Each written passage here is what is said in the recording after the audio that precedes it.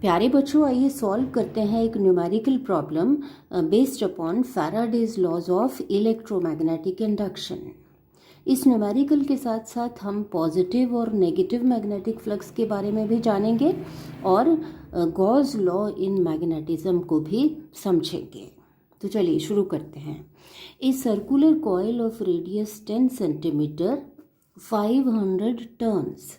Circular coil का radius कितना है? Radius R is equal to 10 centimetres. इसको कन्वर्ट कर लेते हैं मीटर्स में। 10/100 metres, that is 10⁻⁻1 metre. 500 turns, number of turns n is equal to 500 and resistance 2 ohms. Resistance R of the coil is 2 ohms. Is placed with its plane perpendicular to the horizontal component of Earth's magnetic field. ये हमने Earth's magnetic field show किया है। Horizontal component of Earth's magnetic field की value place to place vary करती है। Magnetic poles पर इसकी value 0 होती है और मैग्नेटिक इक्वेटर पर मैक्सिमम होती है।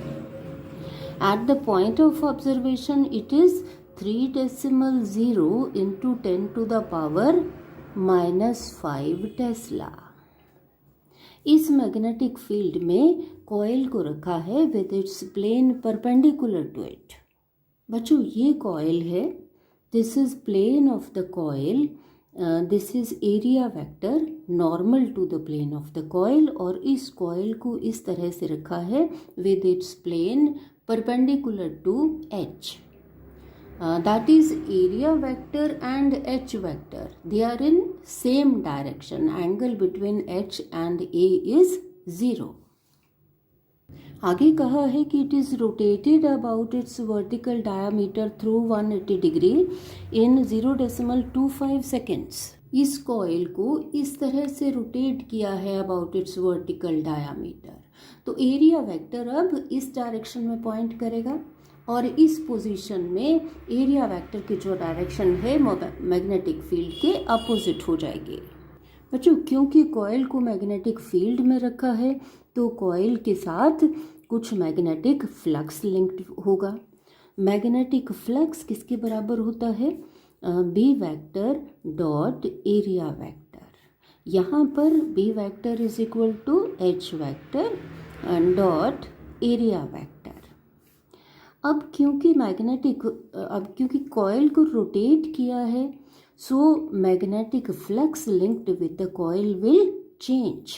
तो हम फाइंड आउट कर लेंगे इनिशियल मैग्नेटिक फ्लक्स, फिर फाइनल मैग्नेटिक फ्लक्स और फिर चेंज इन मैग्नेटिक फ्लक्स। चलिए, initial magnetic flux. Initial magnetic flux जब कॉइल इस पोजीशन में है, angle between H and A is 0। So φ1 is equal to H into A into cosine 0। Cosine 0 is equal to 1।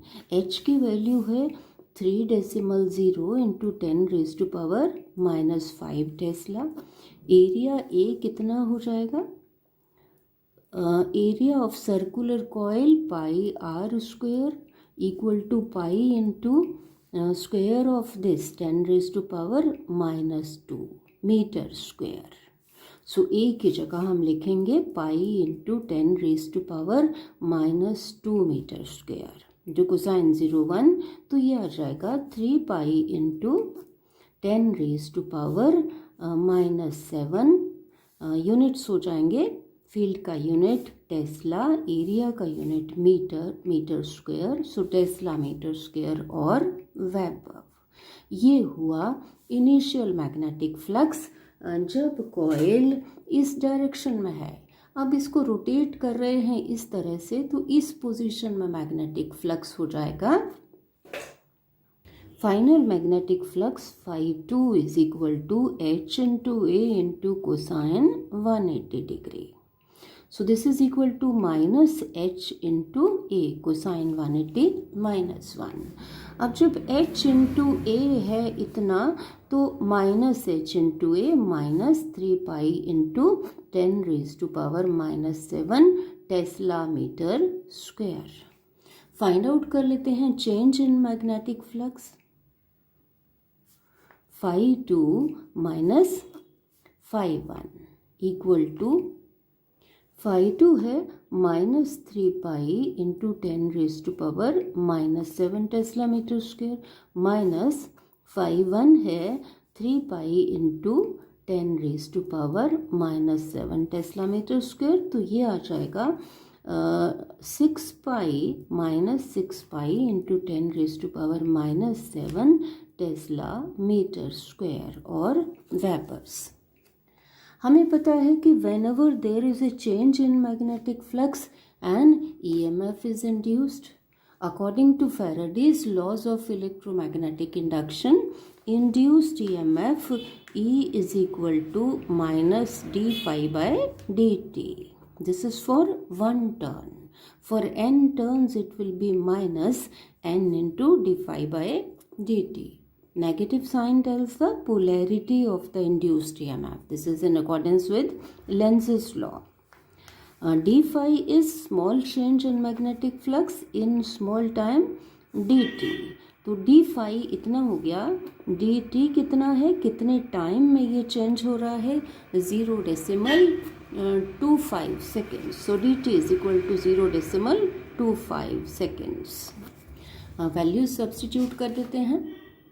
E equal to minus n is 500 into d phi is minus 6 pi into 10 raised to power minus 7 Tesla meter square divided by dt is 0.25 seconds. अब इसको अगर हम calculate करेंगे तो ये आ जाएगा 3.8 into 10 raised to power minus 3 volts. चलिए अब कैलकुलेट कर लेते हैं induced current. Induced current I is equal to E over R according to ohm's law equal to 3.8 into 10 raised to power minus 3 divided by R is 2 ohms divided by 2. So ये आ जाएगा 1.9 into 10 raised to power minus 3 ampere. So these are the values of induced EMF and induced current. बच्चों ये estimated values हैं. Instantaneous values will be different. These will depend upon the speed of the coil, speed of rotation of the coil. तो at that instant. चलिए अब समझते हैं कुछ और चीज़. बच्चों हमने देखा कि flux leaving the coil is phi 1. This is coming out to be positive 3 pi into 10 पर माइनस 7. और फ्लक्स एंटरिंग इस तरफ जो एंटर कर रहा है फ्लक्स वो कितना है, minus 3 pi into 10 raised to power minus 7 tesla meter square. तो हमने देखा कि फ्लक्स लीविंग ये है पॉजिटिव और flux entering the coil is negative. ये है पॉजिटिव जो फ्लक्स बाहर आ रहा है. Sum of these two phi 1 plus 2 phi 2 कितना आ जाएगा, this will be 0. This is Gauss law in magnetism. तो बच्चों आपको समझ में आ गया होगा कि देयर इज नो सोर्स और sink here. Number of magnetic lines of force, number of magnetic field lines entering the coil is equal to number of field lines coming out of it, and magnetic flux entering is equal to magnetic flux leaving. Thank you.